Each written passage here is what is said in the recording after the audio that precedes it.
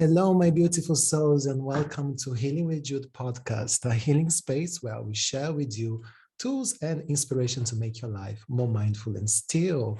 And today I do have a special and beautiful guest from Canada. Hello, Ross. How are you? I'm wonderful. Thank you very much for having me. It's an honor. Oh, I am so honored and happy to have you here. We met, it was in December, I suppose, of I think November. so. Yeah, Yeah. December. That sounds about right. Yeah. Yeah. And so basically, Ross does thousands of things. That's about right. Probably not Yeah. enough. And but when we met, it was for this webinar website mode that we done about the LGBTQ plus mental health as well.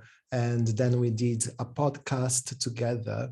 But what left me completely speechless was the job, your job, that you're actually a hospice chaplain. That's right. Yeah. Can you Yeah. just introduce a little bit yourself, because you do a lot of things? Yeah. Well, thank you so much. I'm honored to be here again. And yeah, so where do I begin? Yeah, so I am a hospice chaplain, spiritual life coach, end of life doula. Some people may not know what an end of life doula is. It's someone that is present with an individual as they pass. So we know of birth doulas that are there with the mothers and Yeah. fathers when the child is born. But a lot of people don't know that there's somebody at the other end of the journey of Yeah. life, someone to help you pass. With doing that, working with Simon as an investor, but also just working with them to help with the mental health crisis, bereavement, grief, end of life, mental health, it kind of all circulates into very similar kind of package because, Yeah. I lost my mom to cancer in 2017, and that whole spiral of emotions that you go through, like, what's next? Wow, life is fragile. And through that process, I became a hospice chaplain, end of life doula. And then working at the end of life space, I started to realize the inequality in end of life care. Yeah. The disadvantaged communities, the neglected communities, like here in Canada, up north in the Indigenous communities, a lot of these communities are being neglected for that end of life journey because of racial inequality, Oh, um, wow. lack of affordability, unaffordability, Yeah. things like that. And so I work in the communities with more of the disadvantaged communities, not the typical healthcare system. Yeah. I also work as a partner at Hospice Africa, which we're building a hospice facility in Africa. Oh, wow. And then same with Barbados as well, working to build one there. So I think that's everything, but I'm sure there's about. As I said, you do thousands of things. Yeah. But that is pretty. So basically, you started this journey after your mother's death. Like you was, yeah, Yeah. So, we talked about it a little bit before, but for everyone that's we haven't met before, back in the day, I was born into a hairdressing family. So my dad, yeah, family created a product called like Pureology and big brands. And my whole life was surrounded by hair. I was going to be a hairdresser. I die, no questions asked, no choices. Through that process, I lived a very hedonistic life, materialism, ego. yeah, Money solves everything. Money gives me everything. I have everything I ever wanted. Everything's perfect. And then in 2010, my mom was diagnosed with colon cancer. And when you go through that typical process of like, wow, cancer, your thought process normally goes to, we can do this. What's the next steps? Is there yeah. holistic healing, things like that? My first thought was, how much can I give this doctor to cure cancer? My Wow. automatic thought was, I have money, cancer, we can remove this. I got cash, whatever you need. Like I was saying to the doctor, okay, that's what you tell the people that don't have money. What can we do here? Like, is there a way we can work things out? And he blatantly, nice, in a nice but also kind of angry way, said, you can't stop this. This is it. This is cancer. Money won't solve this. Your mom has cancer. We don't know how long she'll live, and you can't stop it. And I was very angry at the time, thinking, you can't tell me what to do. Do you know who I am? I can this is ridiculous. So I thought to myself, we'll go here, we'll go there, we'll go to Sweden, maybe we'll go to some weird country that has this miracle drug or something like that. I thought, well, money can solve this. And then my mom said something so prolific to me, so profound. She says, okay, she says, you know what? Cancer won't define me, I'll define it. And I thought to myself, whoa. Like even now I get goosebumps thinking to myself, you were just told that your life could be ending and you're in a bad situation, but you're defining that. And through the process of her going through cancer, she went to trips, she went to Italy, she partied, she drank a bottle of Prosecco a day. I mean, this woman was enjoying life. They gave her 2 years, she did 10 years.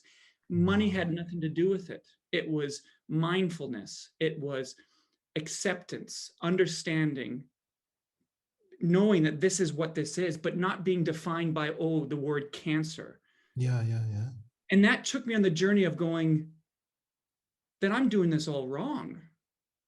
Money has nothing to do with this. Wealth has nothing to do with this. Being famous on TV has nothing to do with this. It's about being mindfulness and not being attached to something that isn't important to you. Cancer was in her body, but she wasn't attached to it. She detached herself from it, saying, it's not me. This is who I am. And that took me on the journey of going, if this is how strong she is, what would happen to individuals that don't have the luxury of being like this? Don't have the affordability or the healthcare system and things like that? What about communities that people can't do that? And as she passed away, I was sitting beside her bed, and as she took her last breath, and in my thought, I was thinking, what would happen if this was a family that had hardships, financial hardships, in a country or community that is neglected by healthcare system? What would happen? Then that took me down another rabbit hole of research and came to find that most of the neglected or disadvantaged or multicultural diverse communities don't utilize healthcare, palliative care, hospice care, because they're unaware of it. They don't know it exists. And in some cases, if you're at a hospital, depending on what country you're listening to, in some cases, palliative care, hospice care could range from $10,000 to $16,000 a day. At home end of life care could be in the thousands too as well. So that's really unaffordable for a lot of people. So I made it my mission to make it, my drive and goal is to find ways of making it affordable, because no matter what, at the end of our lives, in life and in death, we deserve dignity to be preserved. Hope, compassion, empathy, dignity, that is key. And that took me to where I am now, is trying to find ways holistically or through my own pocket or through my foundation I have, to be able to provide some sort of support to that family that can't afford it, whether it's potentially paying for the funeral costs or pointing them in the right direction to maybe a end-of-life doula that would volunteer her time or his time.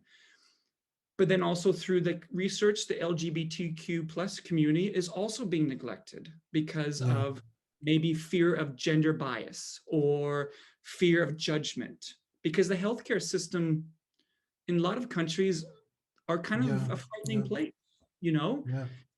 So it's very difficult, because a lot of these communities and individuals are so scared of either being seen as different or unaffordable, or it's a racist area, or the system has been known for racial bias. So people, unfortunately, are dying in pain. Like in Africa, 7% of people in Africa will use palliative care. The rest of them will die in pain because of unaffordability. And that's not right.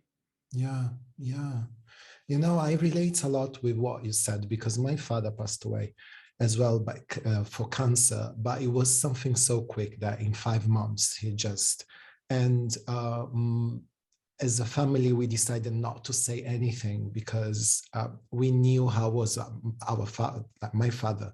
And definitely if we were saying, hey, Dad, you do have cancer, he would do everything just to finish from one day to the other one.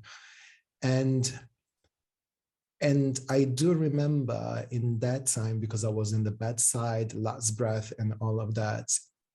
And there was that click of, fuck it, like life can finish in that way. And we are always running for something. We are always searching for something. We are sometimes so cocky about ourselves, about our life. We are so jealous about materialistic things and all of this, when in the end it's just one breath and it's gone, you know? And it was so like, whoa, like it was a lot. And we were, because then in the end there was like the other side. Like my mother is quite dramatic, so today I laugh about it. So when my mother came, there was like this huge Latino drama happening in that. And then me being the first son, I needed to do everything during that day.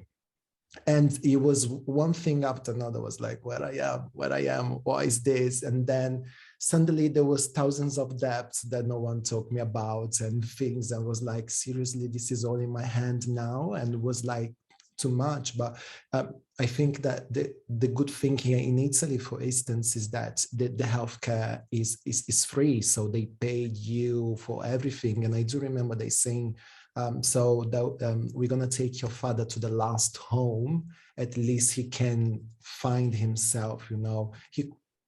He was in a sort of coma, but he couldn't feel, but they wanted to do that. And it was so incredible how the people in there, they were like creating this beautiful sort of home community and allowing, you know, just to go. And I was like so surprised because I didn't know anything about that. For me, it was like you die and that's it. You know, you don't have the opportunity to go anywhere. So, and it's just incredible. And and and how it is for you, like, because you are constantly in there with all these people, how you teach them that goodbye. Yeah, it's a great question, because, you know, for me at the very beginning, when I was losing my mom, you know, nothing that anybody could ever tell me would make this okay. Yeah. You know, doctors would say to me, and the social worker there, or maybe there was a chaplain like myself there going, you know, this is the journey of life. This is how God sees it. This is the path of journey. And you think to yourself, no, this is not how this works. She did nothing wrong. She was healthy. She didn't steal. She didn't do anything negatively. She doesn't deserve this.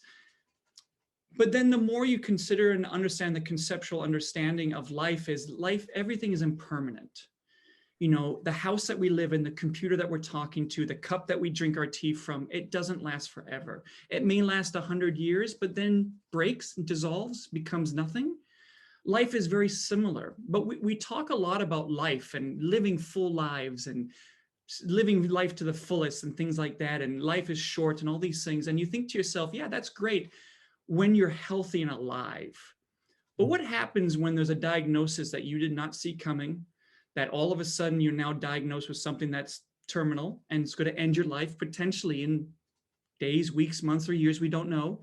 Yeah. All of a sudden that conceptual understanding of life and fullness and stuff of that is thrown out.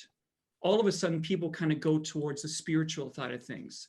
Like, hold on a second, if I become spiritual, will this be removed? And a lot of people who are in the spiritual side of things will look at it as, is this punishment for what I've done in the past? Is this some sort of illness that the karmatic cycle of samsara in Buddhism, this is my punishment of suffering? Because in a lot of cultures and beliefs, suffering is a part of life. This is what we go through. This is completely normal. But really, we don't talk a lot about death. Yeah. And so you go through the stages of shock.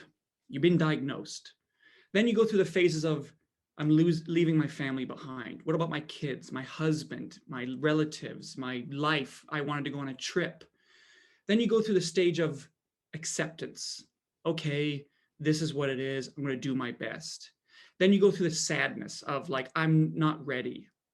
And then in some cases near the end, you become quite spiritual. You think to yourself, you know what? I understand. This is life. We go, we don't know when we go. We're like a candle in the wind, as Elton John would say, it flickers and it's gone. But it's really quite profound. It's true. And COVID has really showed us that we are very fragile. We have a fragile body, fragile mind. and insides and organs and nervous systems and everything like that. You can be the healthiest person in the world and like that. So the hardest thing for us, who are in the end of life spaces is trying to build that rapport with an individual who is not ready. If someone says, I'm too young, I don't deserve this, I'm 22, I'm 23, I'm 16, I'm 12, why? And that is the most powerful word in the world is why. It could build a community, it could destroy a community. It's that question of why. And you have to allow them to go through the process, speak through it, understand it, just know that we're here to talk. We're not here to tell you about this and that your faith and all this stuff. Process it, understand it. I think most people will start to come to realization that this is reality of acceptance. My body is failing, but my soul is still liberated.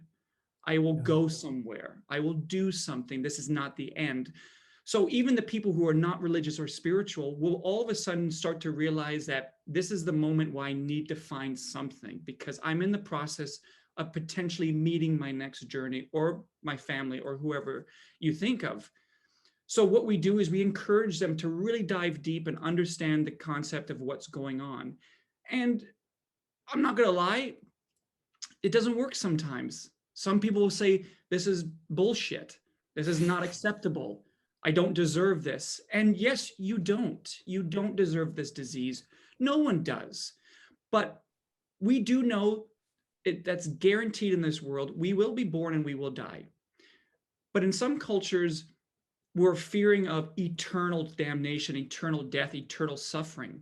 But we do understand that everything is impermanent. So everything is recycled. The universe recycles stars and galaxies and all these things like that. We're recycled. We are in a continuous circle of recycling. So we do know that there is more steps, whether you believe it or not. And as a chaplain, a lot of people are really reluctant to speak about faith and religion because where's the proof? Scientists look at and talk to me on a regular basis, and they say, well, God is a theory. We don't know who God is. We don't know if he exists. It is a theory. Okay, well, how was the earth made? The Big Bang theory. That is also a theory. We weren't there to prove that. So therefore, nobody on this planet can definitely say this is how it happens. We don't know. But what we do know is it happens. It does. And the more we talk about it in life, about this will happen, are you prepared? Do you have the questions? Do you need to talk now? If you're losing your grandma, well, why don't you talk to your mom about her wishes? Or talk to your family about your wishes. If you're going overseas for a vacation, talk to them about what potentially could happen. It's not that all of a sudden, if you and I talking about death right now, you and I will die. Oh, yeah. It's not a taboo. It's not like bad juju. All of a sudden, a meteor is going to hit your house. But death has always been seen in our generation, in our society, as don't talk about it. Terrible things will happen. Death is scary. It's darkness. There's evil and all these things like that. So when people get to the point of death, in their mind of DNA ingrained in their body, they're thinking this is going to be painful. It's going to be scary. And that's the problem with our jobs is we're trying to convince something that's ingrained in your DNA since a child that death is scary. So how can I stop you from thinking that? I can't, because it's in your DNA. And if you've had bad experiences of death, maybe your grandfather died horribly or things like that in a car accident, your innate neurons in your brain are telling you this is terrible, this is bad, be scared, cry, be worried.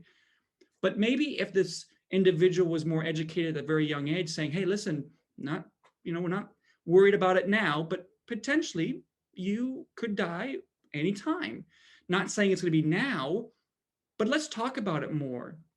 Let's discuss theology. Maybe there is something that you really are passionate about. Maybe there is a spirituality or faith that you are more inclined to learn about. Let's talk about that.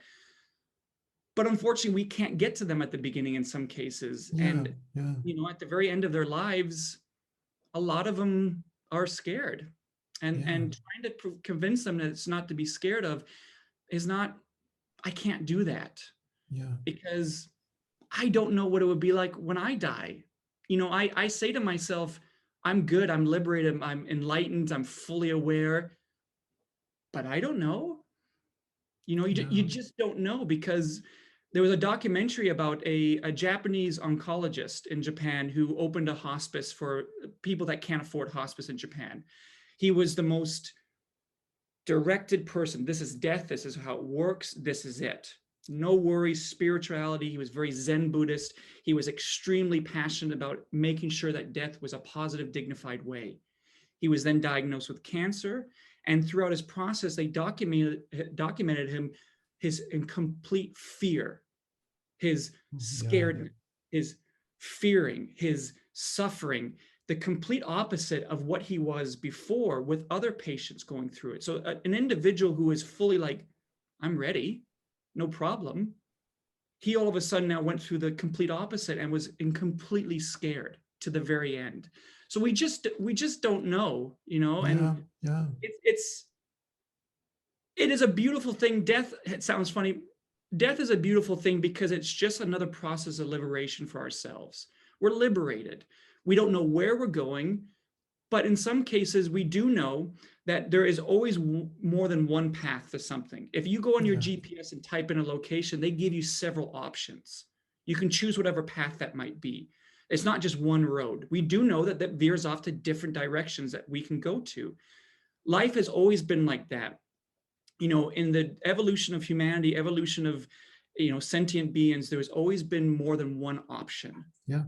But Yeah. there's no reason to think that when we die, there's not several options of where we go and what happens, Yeah. you know? Yeah. And do you think, like, because you work with many culture as well, I suppose, isn't it? Do you Mhm. think that it changes the vision of it as well through culture to culture, but also through a really healthy family to a really poor family? It does change that vision, or is still the same? Like, you never know. Yeah, it's a great question because death is seen in so many different avenues in different cultures. Speaking about like when your dad passed away, not wanting to tell him in some cases, in a lot of faith and religions, they won't actually tell the person who's been diagnosed with cancer. Mm-hmm. They tell the family. And it's the Yeah. family's due diligence to tell the individual, you know, get ready. We don't know, but Yeah. just in case. And in some cases, it's out of respect, but in some cases, it's we don't want them to be fearful. We want them to die in their sleep, unaware of what has happened. If they lose weight or feel like their body is aching, oh, that's just old age, no worries, no problem. But then you go into the Buddhist side of things, which I'm a practicing Buddhist, and the Tibetan Book of the Dead is very liberating when it comes to death as one of many journeys to go through. This is just one of many paths that we take. In Buddhism, it is a beautiful, beautiful experience. So some people may know Thich Nhat Hanh, who is this beautiful Zen Buddhist, Thai Buddhism, that passed away a few weeks ago. A few weeks ago. Yeah. Yeah. Yeah, profound, beautiful being on this earth. And his funeral and cremation was so beautiful. It was so loving. People weren't crying. There was very happy and joyous because they've come to the understanding that this is a part of the journey. They know that he will come back in a different way, or the same way, a different idea. But in some religions, dying is scary. Yeah. The angel of death, the Yeah. death giver, all these kind of things like that. Certain scriptures make death very frightening because in some ways it's a way of deterring you from doing bad things. Like if you do a bad thing, the Lord of Death will visit. Yeah. So you're Yeah. like going, oh, okay, I don't want that. But you're ingrained in your DNA to understand the faith that you believe in, that death is scary and it's happening. What do I do? There's nothing you can do. Oh, this has all been wrong. This is confusing. But then in communities that are, the disadvantaged communities, the communities of low income or poor families in different countries and cultures, the unfortunate thing is that death is very scary and traumatic for everybody involved, because in some cases Mm-hmm. it's very painful, not only for the individual, but for the family, because they're not getting the support and facilities that provide them with the care that they deserve. There's no hospices, there's no palliative care. They do as much as they can at home with their beliefs. And in some cases, it is painful to watch. But in some cultures, like here in Canada, there's dying with dignity is an act of, trying to get it legalized, that physicians and practitioners can end your life if you're in pain or in a comatose state or a vegetable state. They have that assistance. But in some cultures, that is against it. That's suicide. And that should never happen. That's against religion. Yeah, like here in Italy, is we are trying to have this referendum about it because and I signed for, because I was like, you should decide what you want to do in your life. We can't stay attached to the machine if something happened forever. But instead, in Italy, being so religious, like it's kind of impossible. And we are actually, but I think that is this year that we are trying to take as many signatures and all of that, just to make sure to do a referendum, because it happened once, and basically this person went to the prison, not the person that died, but the family around this person went to prison because of that. Yeah. And the thing is that in some cultures, no matter, unfortunately, in some cases, if the individual is suffering and they're a strong believer of a faith or a religion, and that is seen as suicide or taking away God's will, in some cases it's not unfortunate because that's just how that is, but they would rather the individual suffer and allow God to do the duties of removing from this world. But in some cases, you think to yourself, God and faith doesn't want you to necessarily suffer if it's not needed. Suffering of like working hard to get where you are, that's suffering. It's how you perceive suffering. But if you have an individual who is suffering in pain and agonizing pain from a terminal disease, and they have the ability to sign on the dotted line saying, this is enough, I can't do this anymore. Faith and religion have to step back a little bit and understand that the suffering of one's individual, who is their love of their life, is an excruciating amount of pain. That is more important to remove that pain than allow them to suffer because of what is ingrained in your beliefs. But it's very difficult for us to say this because that's not our faith, and we can't say anything. What we can do is understand and talk with them, correspond with them, saying, whatever decision is right for you, we understand, but also understand that there's options of removing this pain and suffering. But in the end of the day, it's just religion that fucked up all the situation. Yeah, exactly. And let's be honest. I'm a hospice chaplain with face tattoos and neck tattoos and hand tattoos. I'm the complete opposite of what a fucking chaplain should be. I swear, but we all know that life is impermanent. Tattoos are impermanent. I don't take these with me. They don't exist. Technically, this is a realm that we will leave. So this won't follow me. But religion has, unfortunately, in some cases, fucked up the situation a little bit, because if we read the scriptures and theology, which I've studied for so many years of theology, of understanding, if we truly dive deep and look at these theology scriptures with modern eyes and realize that it was written at a time that technology didn't exist and these kind of care systems didn't exist, if religion of these texts were written in this modern time, they would be completely written differently because technology is here. But written thousands of years ago, they're writing this from the vision and the environment that they are in at that time. Suffering was a part of life back then because there was no technology and ability to use holistic healing in some cases, or end-of-life services and support. They didn't have the technology at the time. Suffering today, by using the past books and the scriptures and literature, and in some cases not educated in some ways, prevents people from having a dignified death. Yeah. So we have to understand that at the end of the day, whatever you believe in, your responsibility is yours and yours alone. Yeah. You're not put on this planet to dictate and determine how other people live their lives. You're not on this planet to dictate and determine how people are born or die. So your thought about what this person should do is not your responsibility. It's not who you are. You can provide them education and support, but at the end of the day, if a person is suffering and dying and with a terminal disease and they want to sign on the dotted line, that's them. You know, you may be in love with them and it's like, this is not right. But at the end of the day, their journey is coming to an end and they have to determine how their journey will end and how it will be recreated or reborn in some cases. But religion has stopped us from doing this because it's a sign of failing or giving up, is that you're not fighting. No, you are fighting, but we do know that some cases we have to know when our fighting needs to stop. Yeah. You know, I don't want to say people should give up. It's not giving up, but what it is the conceptual understanding of your own mortality and body and mind and spirit. If you are prepared and saying, I'm good, then I can sign on the dotted line.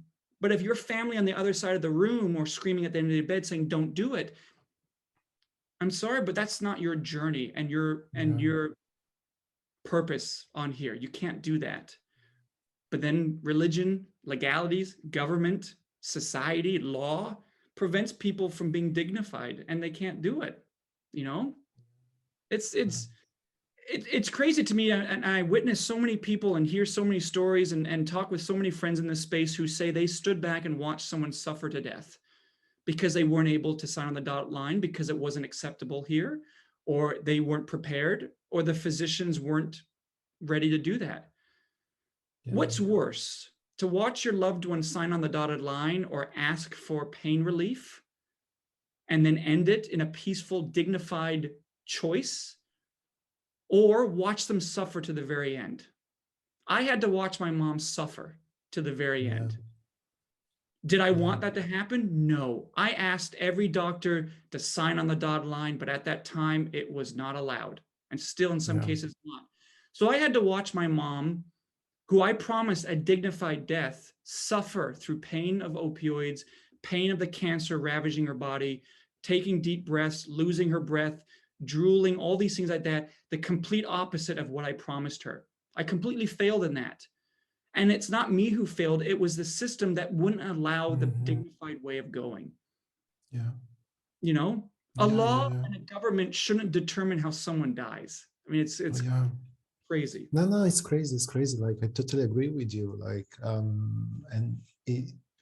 and you know, when you pass through the situation of, in your case, your mother, in my case, my father, you literally don't want to see that. Like, you keeps us, like I was keeping talking with the universe, with God, with whatever it was, asking, please take him away. He can't keep in this way. It was a constant, please take him, you know, because we couldn't do anything more. And it was so, you feel so powerless, and you just don't know what to do. You just want everything to be beautiful somehow, you know. But I totally agree with you.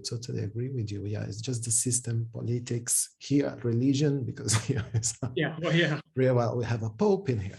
That's true. And, you know, we can't control how we're born. Let's be honest, we can't. I can't determine to be born at a certain location at a certain time, but I can determine how I die. Yeah. If I have the choice, and if it's not like instant, and I have a choice, I have every right to choose that path. And it's not giving up. In some cultures and faith and religions, it's a sign of failure, but it's not failure. It's liberation.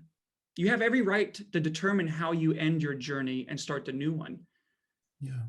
So why do we think that we as a society have the ego or purpose to determine how someone dies? It doesn't make any sense. We don't even do that to our pets. We put our pets down. We euthanize our pets. Yeah. No, you put your goldfish in the toilet. I mean, you euthanize your hamster. We would never, ever think to ourselves, I'm going to sit and watch my dog suffer to death. Never. We would go take it to the vet, give the euthanization, be with them as they pass, have a beautiful experience, get them cremated or get a memorial made. You know, next day, grandpa's dying. Just let him suffer. It's totally fine. Don't worry about it. He'll eventually kick the bucket. But until then, just stand and watch him suffer. but the day before you were putting your dog down because I had cancer with euthanization, and you're around it having a beautiful moment. But a human being, no, you watch them suffer. God, yeah. There's something missing here, you know? Yeah, that's a beautiful example. I'm just thinking, I'm like, yes, wow, that is totally true.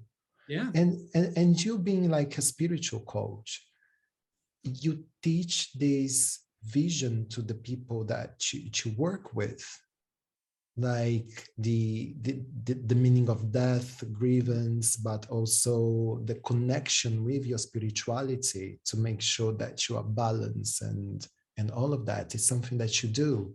Yes. Yeah. So the idea with spiritual coaching, and it's always funny when I say coaching, because it's so, I think to myself, it's like a team of effort, and you're playing a sport or something like that. But like yourself, who is a spiritual coach and someone that's motivating people to find their true self, or their true I am, as Sri Ramana would say, the idea of a spiritual coaching is trying to understand and put in that concept of impermanence and liberation of oneself.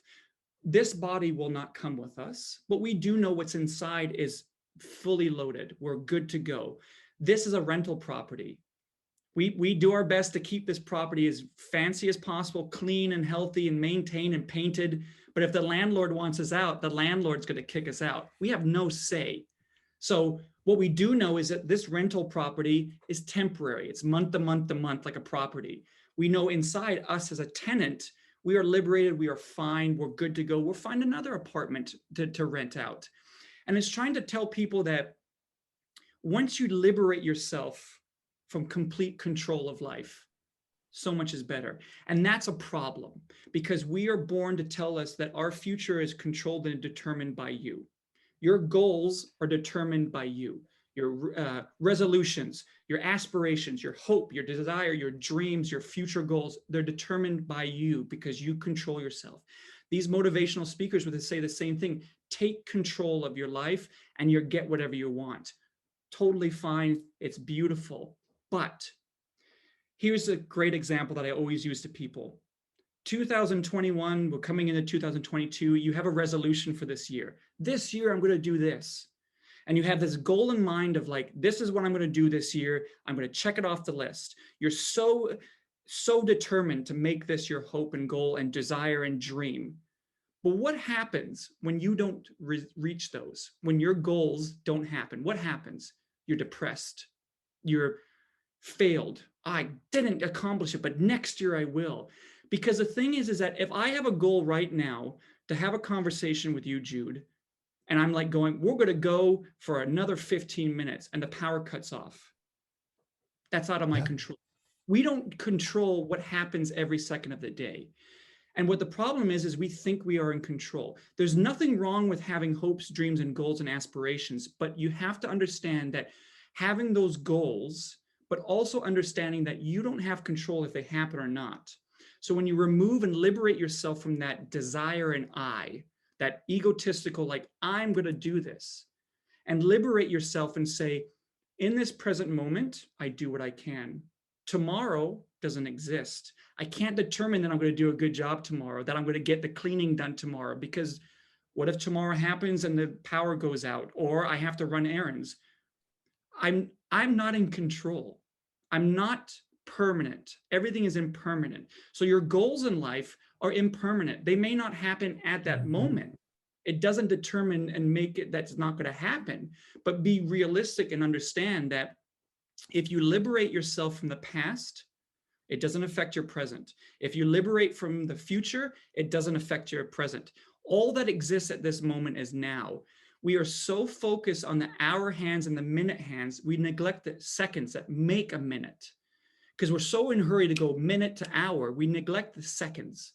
When we focus on a big grandfather clock, the seconds, when you calculate those seconds, it makes you appreciate that 1 minute has happened, 1 hour has happened.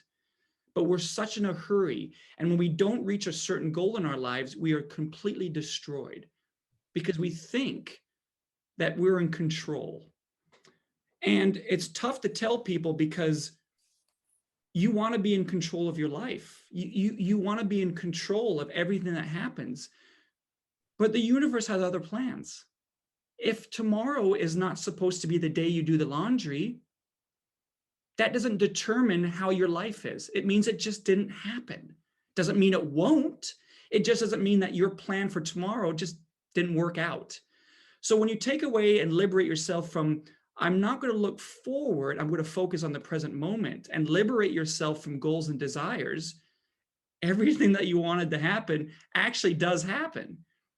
Because you take away that feeling of I have to, I have a dream, I have a goal, and just be like, I'm in the present moment. What happens, happens. I'm liberated from the past and the future. I focus on today. All of a sudden, you're like going, hey, that actually happened. Oh, wow, I did it today. Didn't even realize it. All of a sudden, it starts happening because you take away that desire of being in control. It's the same with death. Yeah. You want to live to be 100, it may not happen. But it shouldn't stop you from living a full life and accepting every present moment as like, hey, I'm not looking to be 100. I'm looking to enjoy life. Yeah. And I say to people every time, it's not the quantity that matters, it's the quality. I don't care about 100 years old. I couldn't care less if I live till tomorrow. All I do know is that in this present moment with you, Jude, I've fulfilled my aspirations of liberation, and I've done everything I can look to do, and I can look down and go, hey, I've left this world in a better place than I did when I came into it. I'm good. Because it's about quality, not quantity, you know? And I so agree with you. I do have a huge problem with the holistic systems in the last 2 years. Yeah. Where, because while I was studying mindfulness, there was this thing of you need to take out from your mind the result, because we live just through results. We just want the result. So I tried as much as I can. And now I work without thinking of a result in that. Like it's all through awareness and being now present. What do I have now? But in the last 2 years, every time that I look around, coaches, teachers, whatever it is, not all of them, but a big amount, they just give you a program for a result. Mm-hmm. And then you start that thing of, okay, so I go through that program because I'm going to have the results and I can control my life back again. And I'm like, that is impossible. You know, because you're going to be okay for 1 week. And then the week after, you're going to return to do the same things that you used to do before. So as you said, it's all about quality and not quantity. Mm-hmm. And in this holistic world nowadays, it's all about the quantity and it's not quality. And that's totally messed up. Yeah, it's crazy. You know, it's sort of like your 6-week Beachbody program. In 6 weeks, you're going to have a beach body. 6 weeks come in, you're like going, I don't have a beach body that I was promised. You're so attached to what they're promoting that what happens is when you attach yourself to a so-called goal or result of 6 weeks and it doesn't happen, you're completely going to go backwards. You're going to go into depression. You can have mental health issues. You can have struggles. I've done it. I've tried every workout plan when I was younger. I wanted to be big and muscular like Captain America, and I didn't get there. And I thought to myself, that's not fair. Like, that's not fair to me. I worked so hard. I took every supplement. Why didn't I become like this? Because everyone is different. And I attached myself to an image of someone else that's not me. So giving people goals and attachment to a result that you have done yourself is not the same result that you as an individual would get or receive. And listen, I love everybody who is helping people find a path of detachment and liberation and spirituality and holistic healing. I love all of them because they're doing something for others. I appreciate that. But there has to be an understanding that the quality of one thing is way more important than 100 different options that you can choose from.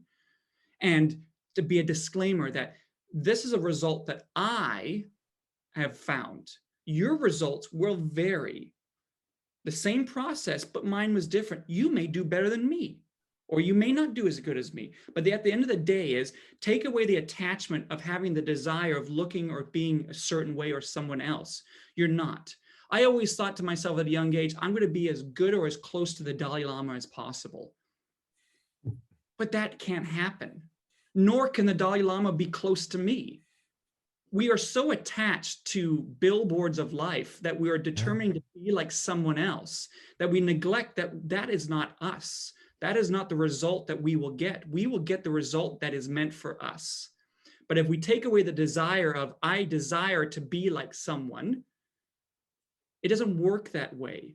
And religion is unfortunately in that kind of same category as, I want to be as holy or liberated as this individual.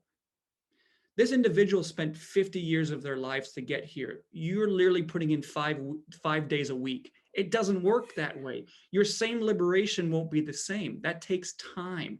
That's what they did. And unfortunately, some cases, people will always look to faith as a scapegoat. Oh, yeah. Now, a lot of people will always say, I lost this job because God hates me. Well, no, God doesn't hate you. You showed up late to the interview. You don't have qualifications. It has nothing to do with God picking you out of 8 billion people saying you don't deserve this job. It doesn't work that way. You're not qualified. God doesn't choose to just pick you out of 8 billion people to say, hey, I don't think Ross deserves this job. I'm going to flick him away. It doesn't work that way. But we're so attached to blame other people for results that didn't get achieved by us, because it's easier to say, look in the mirror and go, Ross, hey, you just weren't qualified. You came 5 minutes late to the meeting. You didn't dress properly. It wasn't for you. Okay, my fault. I didn't do a good enough job, but now I know. But instead I could go like, God hates me because I stepped on a bug yesterday. We have to remove that attachment to blame for others for our own failures in some cases. You didn't necessarily fail. You didn't achieve that mark because you didn't put in the work. It takes time and effort.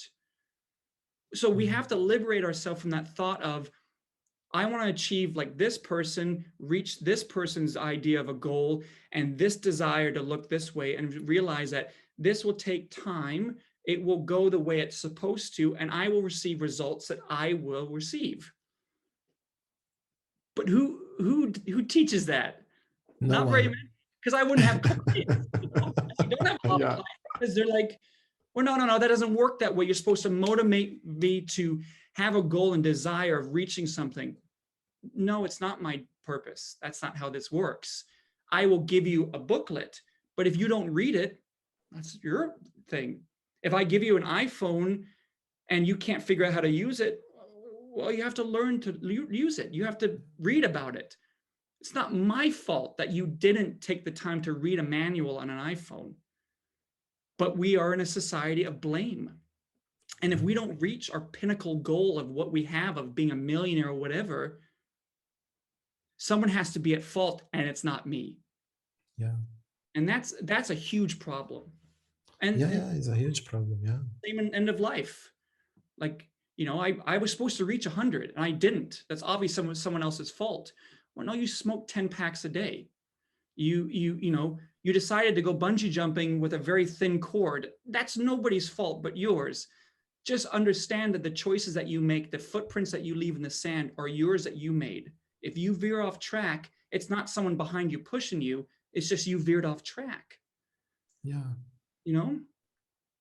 But did you ever, and this is out of curiosity, when you are working in the hospice, did you ever had that kind of conversation, that honest with someone? Not talking about the person that will just go in the afterlife, but with the family that is probably crying. And as you said, well, he's actually smoked 10 packs of cigarettes a day. So what you expecting for? Yeah. So we don't talk about that kind of stuff because it's not supposed to be like that. You're supposed to be like very methodical. Yeah. I remember speaking to a family member who, very emotional, very upset. And I said, hey, listen, she was a very strong believer, and he stopped me there and he said, shut the fuck up. And I was like going, oh, okay, this is not the right time. He's like, no. Speak to me like a normal human being. Wow. Tell me what I'm feeling, and you know what I want to say. And I said to him, I said, at the end of the day, the decisions that we make every day determine how we go. Your wife made conscious decisions in her present moment in her life that unfortunately in some cases determined this decision. And her path was created by the decisions that she made. And I'm not saying it's at her fault, but what I'm saying is that the choices that we make right now will determine our present moment, and so on and so on and so forth. She made these choices with consciousness, with clarity, with understanding. And even when you told her that not to do these things, she did it anyways because she consciously decided that this was the path that she was taking. And he just went, I feel better. Yeah. I felt it. I knew that this was going to happen. I tried to do my best, but she made these decisions and I had to be there to just understand and support her. What could I have done? But I now feel better knowing that it was her decision and her choices that made this path happen. And I did what I could, but it wasn't my path. And he gave me a hug and he's like, that's how that should work. And I said, yes, it should. And he said, I know it probably would never happen again. And I said, yeah, it probably won't. And he says, but if you talked to me like this in the beginning, I'd have a little bit more respect for you and I wouldn't feel as bad because you talked to me like a human being. And I was like going, fuck. Are we talking to people correctly? Or are we giving them a pre-printed out scripture that we read and we carry in our pockets and we say on a regular basis? Is that dignified? Are we saying the same speech to every single family, no matter what the situation is? Yes, we are in some cases. But is that humanistic? No, it's not, because it is a cut and paste copy. We copy and paste it and we say the same thing. Would I like to be saying like, yeah, it fucking sucks. She was driving perfectly, a drunk driver hit her and she was killed. It's fucking pathetic. This person should be the other way around. She should be alive. He should be dead because he was drinking and driving. But you can't. I can't say that. There's just no way it would be possible because it will take the whole meaning of death to a whole nother level that no one has ever imagined taking it. Because no matter what, there is always someone else to blame. Yeah. If you stood in front of a bull in the running of the bulls and you get killed by an impalement of the horn, well, that's your fault. It's not the bull picking you out. It's you're in the way. But I can't say that. I have to say it was just unfortunate, bad timing. It's like, no, it's not bad timing. He ran against a bull that killed him. But we can't say that. He was a great person. He was driving on the highway and he got killed in a car accident. No, he was speeding 2 times over the speed limit and drinking. That's nobody's fault but his own. Yeah. But how can you say that to a family? You can't. Yeah.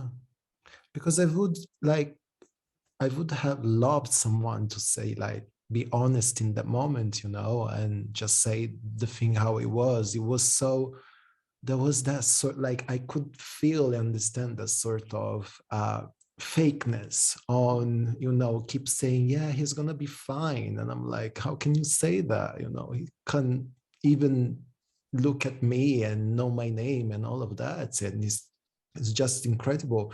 And sometimes, and I suppose that there is also that sort of people and family that they prefer to have a lie instead of having the truth in front of their eyes. That is actually also the way of living life. They prefer to lie to themselves instead of, or blaming someone else instead of say, oh, hey, it's my fault. It's your fault. Yeah. It's difficult because how the hardest thing for me to comprehend, and I don't do it very often, but I do know a lot of hospice chaplains and a lot of end-of-life doulas that work with children. How do you tell a child who is 6 years old that she has cancer that probably will take her life in the next couple of weeks? Like, how do you do that? I can't go to the parents and say, she made the conscious decision to be on this path. She's 6 years old. No, she didn't. She's innocent. She doesn't deserve this. But I can't, because the parents don't want to know that there is no one to blame. Yeah. Because how can I heal and not point fingers? So what we do is you point fingers at cancer. It's cancer's fault. Yeah, okay, it is. But again, cancer doesn't choose people. It doesn't say like, hey, today's a boring day, I'm going to go attack Jim in Wisconsin. No, it doesn't work that way. We don't know how it works. Yeah. But the thing is that if we can't go through this world thinking that every decision that we make in this present moment, the results will be because of us. We can't do that because we have to blame somebody else. That's why there's judge shows and Judge Judy's and Oh yeah, and Judge Judy. you're to Yeah. blame. You're to blame, and you made the wrong decision, so you're out a survivor, and you didn't. There has to be a blame for something. Someone else has to be at fault. Someone on the team of like Survivor has to be the one that failed. Like I binge watch Hell's Kitchen, and it's always one person who is to blame. It's not the team. It's Jim who didn't cut the chicken correctly. No, the entire team let him fail. It's a team effort. But there has to be one person that gets voted off, and that person is to blame. And we live in that same society when it comes to death, diseases, and ailments. There has to be someone to blame for this. There has to be. Because it's easier to blame someone than to look in the mirror and say, this is just what this is. We all die, we're impermanent. I don't know how we die, but it is going to happen. And in that time, I will know that I did everything I could at this moment.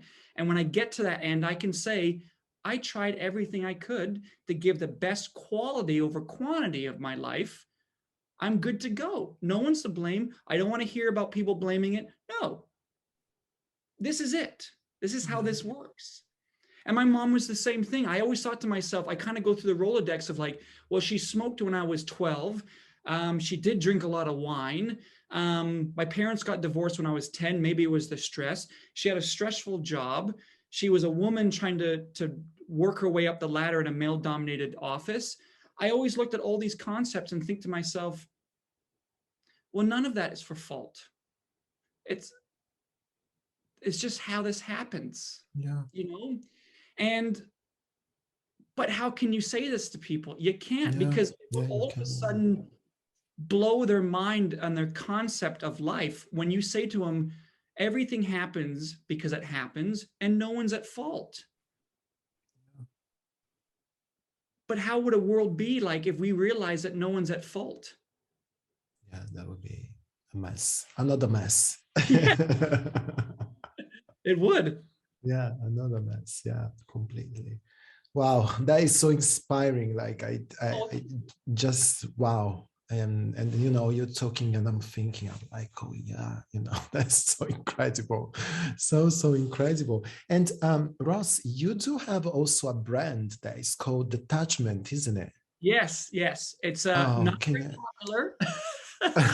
But it's pretty cool. Can you just talk about? I love that.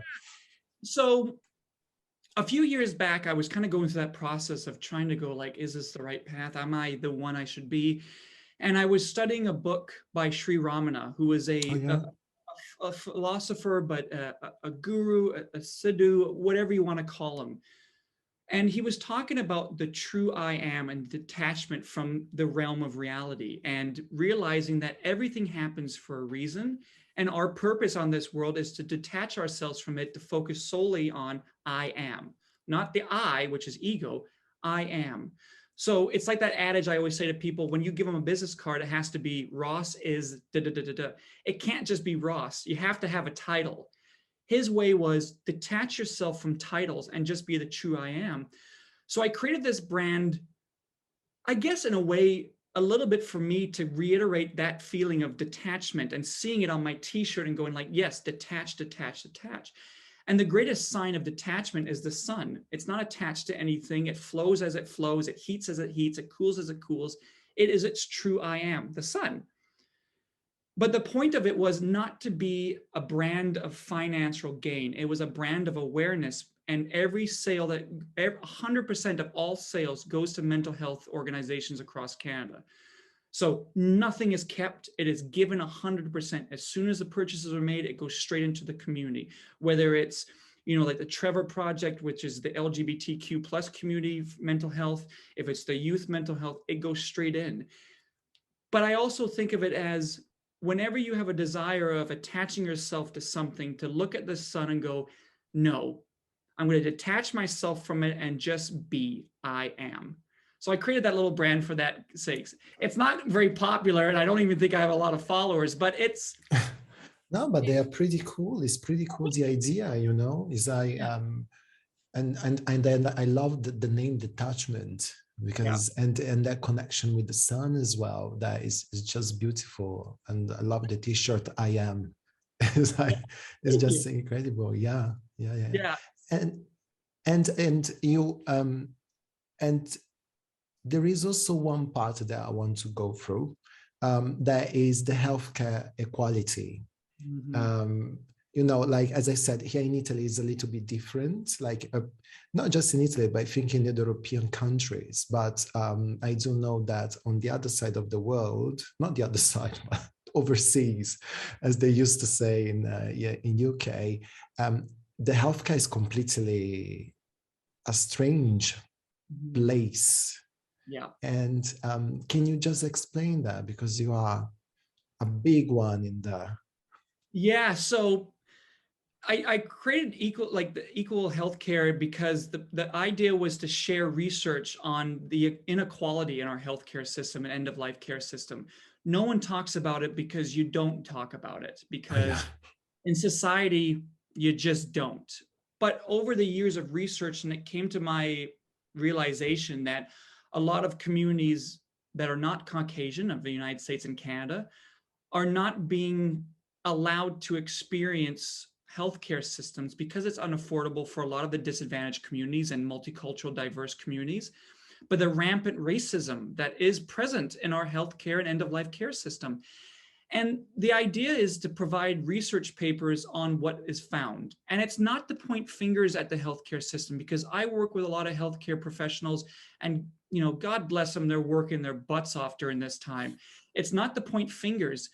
In a way, it's more of to educate people in these disadvantaged communities to know their rights, that they are able to get palliative care support.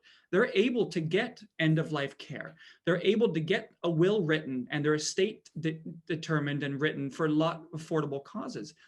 But also it makes you realize that the healthcare system focuses so much on the medical side of education, but not in the equality side. How do physicians talk to Indigenous communities? How do physicians talk about spirituality? But let's be honest, every day in the news, there's racial violence. So for people in the African American community, they don't trust the healthcare system because the healthcare system hasn't been very good to them. And obviously someone who is Caucasian like myself, I don't have the understanding of that. I can't relate. All I can do is, if you're following me and watching and on my social media, and you see something like, I didn't know I was accepted for that, then I've done my purpose.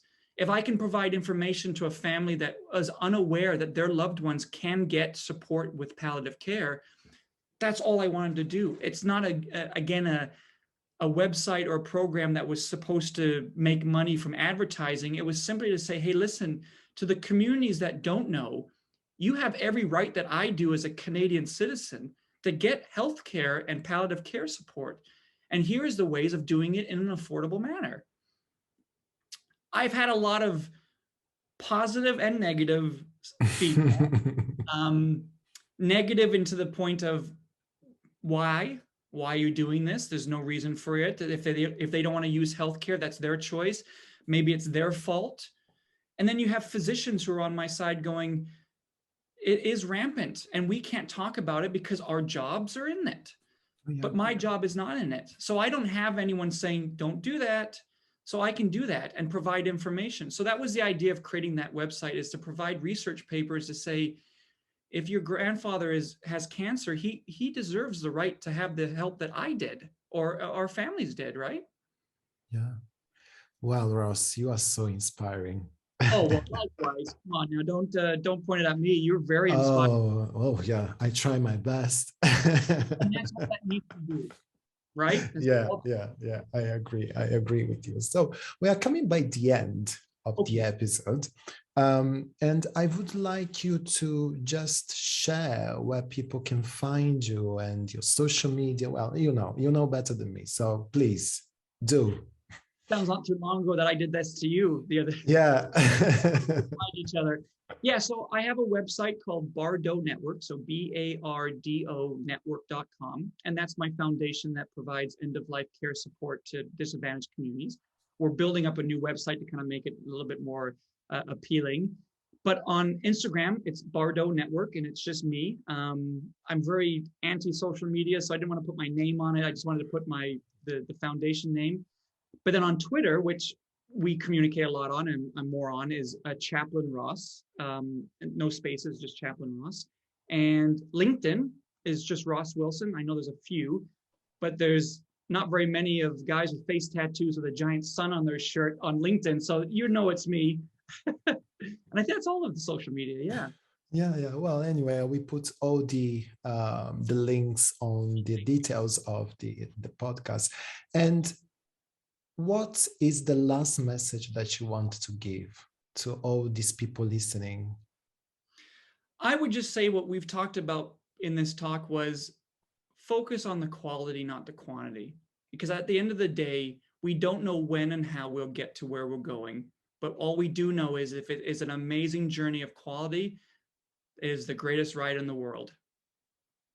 Thank you so much, Ross. Oh, thank Thank you you. so much for Oh, being it means here the with world to me. me. Thank you. And for all the listeners, make sure to check my website, healingwithjude.com.